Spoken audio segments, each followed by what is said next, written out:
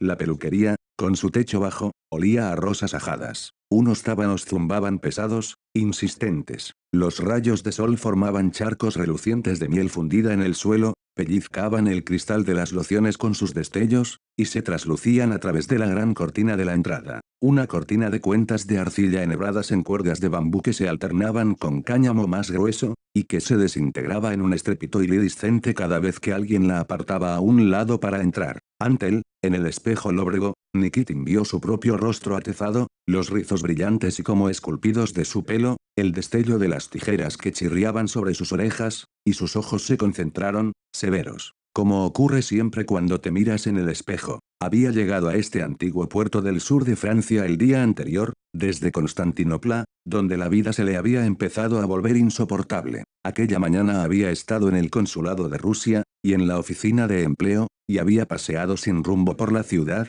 una ciudad que reptaba en pendiente hasta el mar por tortuosas callejuelas, y ahora, exhausto, postrado a causa del calor, había entrado allí a cortarse el pelo y a refrescarse la mente. El suelo en torno a su sillón estaba ya cubierto por pequeños ratones brillantes desparramados por todas partes, sus mechones cortados. El barbero tomó la espuma y la extendió en su mano. Un escalofrío delicioso le recorrió la coronilla al sentir los dedos del barbero que con firmeza le aplicaban la espesa espuma. A continuación, un corte helado lo sobresaltó, y una toalla esponjosa le cubrió el rostro y el pelo mojado. Abriéndose paso con los hombros por la ondulante lluvia de la cortina, Nikitin salió a una avenida de considerable pendiente. El lado de la derecha estaba a la sombra, a la izquierda, un arroyo estrecho parpadeaba junto a la acera en un torrido resplandor, una joven de pelo negro, desdentada y con pecas oscuras, recogía agua del arroyo hirviente en un cubo metálico que guachapeaba, y el arroyo, el sol, la sombra violeta, todo fluía y se derramaba hacia el mar.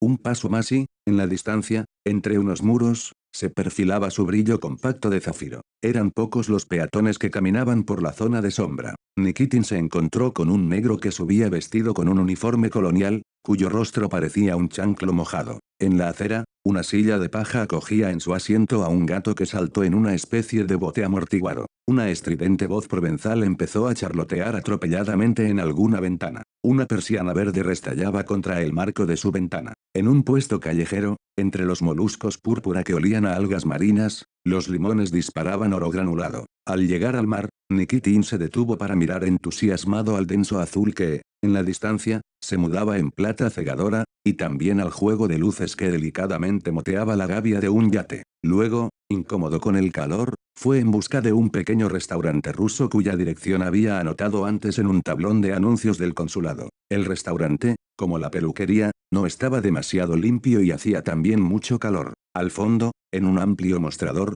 se veían las frutas y los entremeses a través de olas de un percal grisáceo. Nikitin se sentó y estiró la espalda, la camisa se le pegaba a la piel. En la mesa vecina había dos rusos, evidentemente marineros de un barco francés, y, un poco más allá, un tipo solitario con gafas de montura metálica dorada que no paraba de hacer ruidos y de sorber la sopa con cada cucharada. La dueña, limpiándose las manos hinchadas con una toalla, miró al recién llegado con aire maternal. Dos cachorros lanudos jugaban en el suelo en un revoltijo de cuerpos y patas. Nikitin silbó y una vieja perra en estado lastimoso llegó hasta él y apoyó el hocico en su regazo. Uno de los marineros se dirigió a él en tono pausado y sereno: mándala a paseo, te llenará de pulgas. Nikitin acarició la cabeza de la perra y alzó sus ojos radiantes. No les tengo miedo. Constantinopla. Los cuarteles. Ya se pueden imaginar, ¿cuándo has llegado?, preguntó un marinero. Voz serena. Camiseta de malla. Tranquilo y competente. Pelo negro bien recortado en la nuca. Frente despejada. Aspecto general decente y plácido. Ayer por la noche, contestó Nikitin. El Borst y el vino tinto peleón le hicieron sudar aún más. Le agradaba tener la oportunidad de relajarse y mantener una conversación tranquila. Los rayos de sol, ardientes, penetraban por el vano de la puerta junto con el brillo del arroyuelo del callejón. Desde su esquina debajo del contador del gas, las gafas del viejo ruso centelleaban. ¿Busca trabajo?, preguntó el otro marinero, que era de mediana edad, ojos azules, con un bigote color morsa pálida, y que también tenía un aspecto limpio y arreglado, al que sin duda contribuían el sol y el salitre marino. Nikitin dijo con una sonrisa: naturalmente que estoy buscando trabajo. Hoy fui a la oficina de empleo. ¿Hay trabajo? ¿Necesitan gente para colocar postes telegráficos, para tejer guindalezas, Pero no acabo de decidirme, ven a trabajar con nosotros, dijo el hombre moreno. De fogonero o algo así. Ese sí que es un trabajo de hombres, te doy mi palabra. Ah, ahora llegas,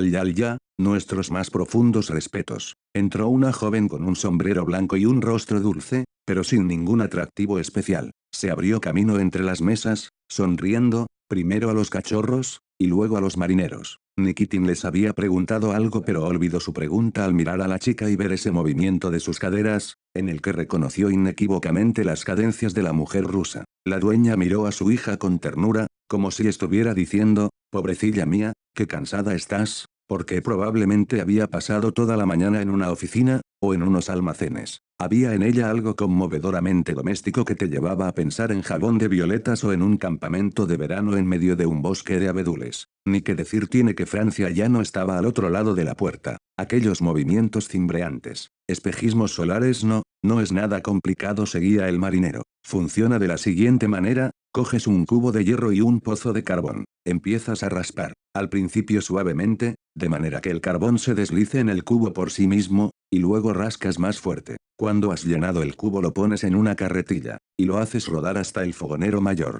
Un golpe de su pala y zas, la puerta del horno ha quedado abierta, un golpe de la misma pala y zas, ya está dentro el carbón, ya sabes, dispuesto de tal forma en abanico sobre el fuego que caiga proporcionadamente por todas partes. Trabajo de precisión. No le quites el ojo a la válvula, y ya sabes, si baja la presión. En el marco de una de las ventanas que daba a la calle apareció la cabeza de un hombre vestido de blanco y con un panamá. ¿Cómo estás, mi querida Yaya? Apoyó los codos en el alféizar de la ventana. Claro que hace mucho calor, en ese lugar es un horno de verdad. ¿Vas a trabajar sin ropa? Solo con unos pantalones y una camiseta de malla. La camiseta está negra cuando acabas de trabajar. Como te estaba diciendo, hablando de la presión, se forma una especie de pelo en el horno, una especie de incrustación dura como la piedra, que tienes que romper con un atizador así de largo. Es un trabajo duro, pero después, cuando saltas a cubierta, el sol parece fresco incluso cuando estás en los trópicos. Entonces te duchas, y luego bajas a tu cuarto, directo a tu hamaca, y eso es el cielo, déjame que te diga. Y mientras tanto, en la ventana, insiste en que me vio en un coche, ¿entiendes? Ya con una voz aguda y toda excitada, su interlocutor, el caballero de blanco, seguía apoyado en el alféizar, en el exterior. El cuadrado de la ventana enmarcaba sus hombros redondeados y su rostro afeitado y suave, iluminado parcialmente por el sol. Un ruso que había tenido suerte y me sigue diciendo que yo llevaba un vestido color lila. Cuando ni siquiera tengo un vestido lila, gritaba el ya, e insiste, Zaibozas Yur. El marinero que había estado hablando con Nikitin se volvió y preguntó, ¿no sabes hablar ruso? El hombre de la ventana dijo, conseguí traerte esta música, ya. ¿Te acuerdas? Y entonces se produjo una aura momentánea, y parecía que fuera casi deliberada, como si alguien se estuviera divirtiendo inventándose a esta chica, esta conversación, este pequeño restaurante ruso en un puerto extranjero, una aura de la cotidiana y querida Rusia provinciana, y en ese preciso momento, y debido a una milagrosa y secreta asociación mental, el mundo le pareció más grande a Nikitin, anheló atravesar los océanos, abordar bahías legendarias, escuchar indiscreto las almas de todas las gentes. ¿Nos preguntaste cuál era nuestra ruta? Indochina, dijo espontáneamente el marinero. Nikitin pensativo sacó un cigarrillo de la pitillera,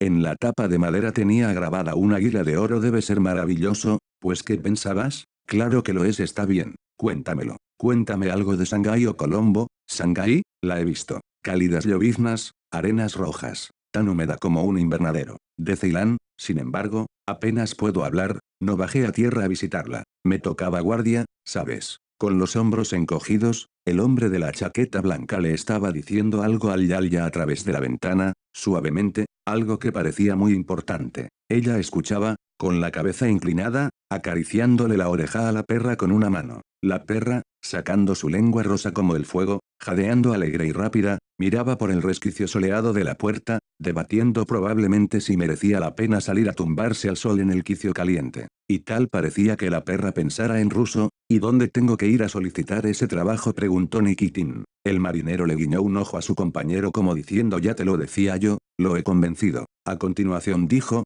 es muy sencillo. Mañana por la mañana a primera hora, con la fresca, vas al puerto viejo y al muelle 2, donde encontrarás al Jan Bart. Habla con el piloto. Creo que te contratarán. Nikitin se quedó observando con mirada cándida y también intensa la frente despejada e inteligente de aquel hombre, y antes, en Rusia, ¿en qué trabajabas?, preguntó. El hombre se encogió de hombros y torció la boca en una sonrisa, ¿que qué es lo que era? Un estúpido, respondió por él el del bigote caído con su voz de barítono. Más tarde, ambos se levantaron. El joven sacó la cartera que llevaba metida en los pantalones, detrás de la hebilla del cinturón, como los marineros franceses. Ya se acercó hasta ellos y les dio la mano, con la palma probablemente un punto húmeda, y algo ocurrió que la llevó a reírse en tonos agudos. Los cachorros seguían retozando en el suelo. El hombre de la ventana se dio la vuelta, silbando distraído y tierno. Nikitin pagó y salió despreocupado al aire libre. Eran más o menos las 5 de la tarde. El azul del mar, entrevisto al final de las largas callejuelas,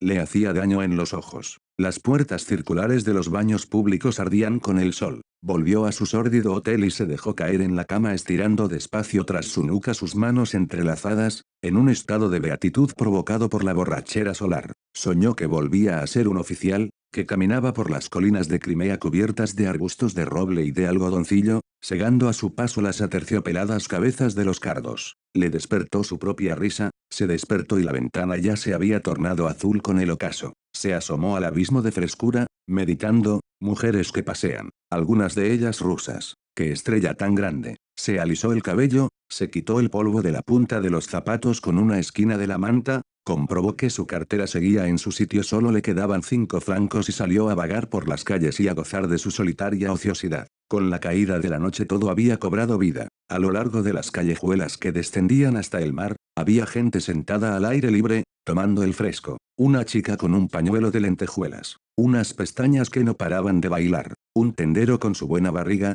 sobre la que lucía un chaleco abierto que dejaba escapar el faldón de la camisa, fumaba sentado a horcajadas en una silla de paja, con los codos apoyados en el respaldo vuelto contra sí. Unos niños saltaban en cuclillas mientras intentaban que navegaran sus barquitos de papel a la luz de una farola, en el arroyuelo negro que corría junto a la estrecha acera. Olía a pescado y a vino. De las tabernas de los pescadores, que brillaban con un rayo amarillo, llegaba la música de unos organillos, el ruido de las palmas golpeando las mesas, gritos metálicos. Y, en la parte alta de la ciudad, a lo largo de la avenida principal, las masas nocturnas paseaban y se reían, y los finos tobillos de las mujeres junto con los zapatos blancos de los oficiales de marina brillaban en relámpagos bajo las nubes de acacias. Aquí y allí, como si fuera un despliegue de llamas de colores de fuegos artificiales que hubieran quedado petrificados, los cafés resplandecían en el atardecer púrpura. Las mesas circulares desplegadas allí mismo en la acera, las sombras de los arces reflejándose en los toldos de rayas, todo ello iluminado desde el interior. Nikitin se detuvo, fantaseando con una jarra de cerveza, fría como el hielo y consistente. Dentro, junto a las mesas, un violín desgranaba sus notas como si fueran manos humanas, acompañado del hondo resonar de las olas de un arpa. Cuanto más banal es la música, más cerca se encuentra del corazón. En una de las mesas del exterior se encontraba una buscona, toda vestida de verde, balanceando la pierna y jugando con la puntera de su zapato. Me tomaré esa cerveza, decidió Nikitin. No, será mejor que no. Y luego, otra vez. La mujer tenía ojos de muñeca. Había algo que le resultaba muy familiar en esos ojos, en esas piernas largas y bien torneadas. Se levantó de repente agarrándose al bolso, como si tuviera prisa por ir a algún sitio. Llevaba una especie de chaqueta larga de un tejido de seda esmeralda que se le pegaba a las caderas. Y se fue, entrecerrando los ojos al compás de la música. Sería una coincidencia extraña, pensó Nikitin. Algo semejante a una estrella fugaz se precipitó en lo hondo de su memoria, y, olvidándose de su cerveza, la siguió en su camino a través de una callejuela oscura y brillante. Una farola alargaba su sombra. La sombra relampagueó al pasar por un muro y se perdió. Ella caminaba despacio y Nikitin tenía que contener su paso, temiendo, por alguna razón, alcanzarla. Sí, no cabe duda. Dios, esto es maravilloso. La mujer se detuvo en el bordillo de la acera. Una bombilla carmesí ardía sobre una puerta negra. Nikitin pasó por delante, volvió, rodeó a la mujer y se detuvo. Con una risa arrullante ella pronunció un término francés para seducirlo. En aquella luz macilenta, Nikitin vio su rostro hermoso y fatigado y el brillo húmedo de sus dientes diminutos. Escucha, le dijo en ruso, sencilla y suavemente. Nos conocemos desde hace mucho tiempo, así que ¿por qué no hablar en nuestra lengua? Ella arqueó las cejas. ¿Inglés? ¿Hablas inglés? Nikitin la miró atentamente y luego repitió con una nota de desesperación: vamos, tú sabes que yo lo sé. Entonces, ¿eres polaco?, preguntó la mujer, arrastrando la última sílaba como hacen en el sur. Nikitin la dejó estar con una sonrisa sardónica, le embutió en la mano un billete de 5 francos, y desapareció rápidamente cruzando la plaza. Un instante después oyó unas pisadas rápidas tras de sí, y una respiración entrecortada, y también el roce de un vestido. Se volvió a mirar. No había nadie. La plaza estaba oscura y desierta. Una hoja de periódico volaba por las baldosas de la plaza impulsada por el viento de la noche. Suspiró, volvió a sonreír una vez más, se embutió las manos en los bolsillos, y mirando a las estrellas, que lucían y desaparecían como impulsadas por unos fuelles gigantes, empezó a bajar caminando hacia el mar. Se sentó en el viejo muelle con los pies colgando sobre el agua, contemplando el movimiento rítmico de las olas iluminadas por la luna, y se quedó así sentado durante mucho rato, con la cabeza hacia atrás, apoyada en las palmas de las manos. Una estrella fugaz cayó despedida, repentina como un latido perdido del corazón. Una fuerte ráfaga de viento, limpia, le atravesó el cabello, pálido en el resplandor nocturno.